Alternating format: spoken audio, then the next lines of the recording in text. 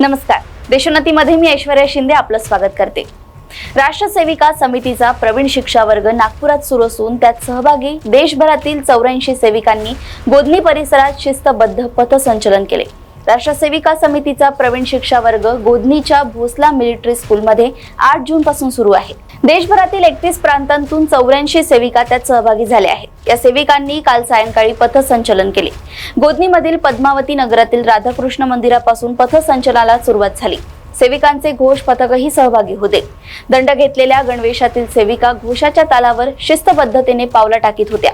संजीवनी रुग्णालय, Bajrang Chowk, Sai श्रद्धानगर, Mankapur police Thane, Shivnagar, Dhanraj Heights मार्गे शिवनगरातील शिवाजी पार्कमध्ये पथसंचलनाचा समारोप झाला। वाटेत ठिकठिकाणी पथसंचलनाचे नागरिकांनी स्वागत केले।